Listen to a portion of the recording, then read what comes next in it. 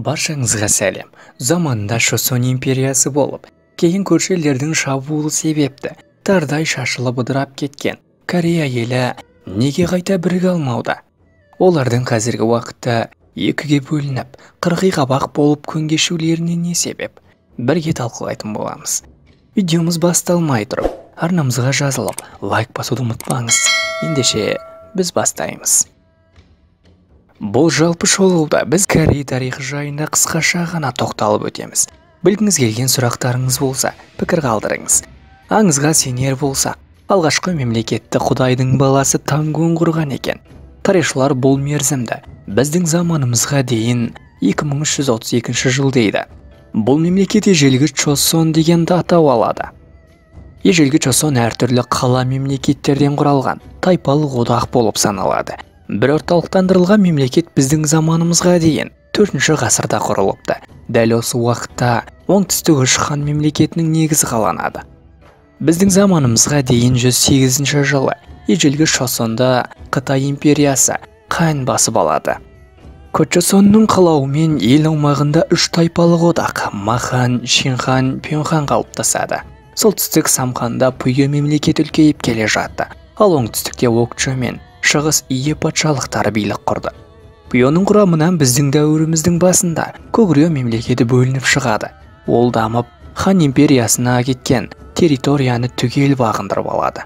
Осылайша солтүстікке қуатты Когурье патшалығы қалыптасып, оңтүстікке қос мемлекет Пекче мен Силла орналасады. Бұлардың кезеңін алдыңғы үш патшалық кезеңі деп атайды. 6 ғасыр алға жылжып, 676 жылы Когурье мен Пекчені басып алып, біріккен Силла мемлекеті пайда болады. Сол уақытта солтүстікте Пархе елі күшейіп келе жатқан еді. Және жарты аралда Будда дінінің гүлденген дәуірі басталады. 892-936 жылдары Корей жарты аралында үш мемлекет орналасты. Силла, Хупекче, яғни кейінгі Пекше, Тебон, яғни кейінгі Когурье. Бұлардың заманы кейінгі үш патшалық кезеңі деп аталды. 918 жылы Когурье мемлекетінің іргетасы қаланып, ол 936 жылы бүкіл елді біріктіреді. Қазіргі Корея атауы осы Корея сөзінен пайда болды. Бұл әулет 1392 жылға шейін патшалық етті. Заңдар жинағы шығарылды. Буддизм бүкіл жарты аралға таралды. 1231 жылы Моңғол шапқыншылығы басталды. 25 жылдан соғыстан кейін Корея патшасы моңғолдардың салық төлеп тұрушыларына айналады. 1241 жылы бірінші салықты төлеп, Корея билеушілері моңғол әміршісінің алдынан көрініп кетті. Дәл осылай 100 жылдай жалғасты. Патшалылары мен тақ мұрагерлері жастық шақтарын өз елінен жырақта моңғол ордасында өткізетін еді. 14 ғасырдың ортасында моңғол империясы әлсірей бастағанда ел тәуелділіктен арылады. Ал ғасыр соңында Қытайда Юань әулеті құлап, Мин әулеті таққа келеді. Бұл сәтті шебер пайдаланған Корей армиясының бас қолбасшысы Ли Сонге 1392 жылы өз патшалығын құрады. Бұл патшалық Чосон атымен белгілі болды. Ел астанасын қазіргі Сеул қаласына ауыстырылды. Мемлекеттік дін болып, конфуцийлік ағым жарияланады. 1396 жылы Корей алфавиті Хангыл қабылданды. Чосон 1592-де 98 жылдары Жапон басқыншылығын басынан өткізеді. Ал 1627-1636 жылдардағы Манчжур басқыншылығынан кейін Син империясына салық төлеп тұруға мәжбүр болады. Елдің ішкі саясаты конфуцийлік бойынша жүргізілді. Батыстың жетістіктеріне ілесуге тырысқанымен Корея жабық ел болып қалды.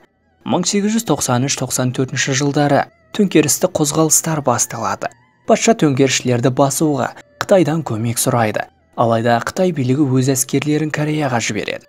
Бұған жауап ретінде Жапония Кореяға өз жасақтарын аттандырады. Жапон-Қытай соғысы осылай басталды. Корея оған қатыспағанымен соғыс Корей жерінде өтті. Соғыстан кейін Корея Жапон протекторына айналды. 1904 жылы Орыс-Жапон соғысы басталды. Корея бұған қатыспағанымен Жапон әскерлерінің шегінер жері болды. 1910 жылы Жапония Кореяны өзіне қосып алды. Ел 1945 жылға дейін Жапония колониясы болды. Жапондар елде экономикалық, мәдени модернизацияны жүргізді.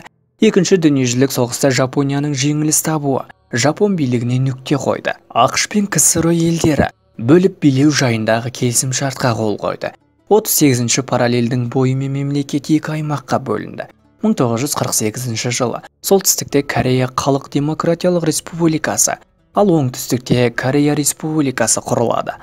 1950-1953 жылдардағы Корей соғысы елдің бөлінуін бекітті.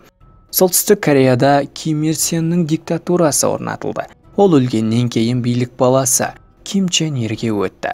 Қазіргі таңда елді Ким Чен Ир билеп төстеп отыр. Алдағы уақытта бұл мемлекеттер бір тудың астына жиналуы мүмкін бе? Пікіріңізді төменге қалдырып кетіңіз. Видео ұнаса лайк басып, арнамызға жазылуды ұмытпаңыз. Сіздер үшін оттаймыз.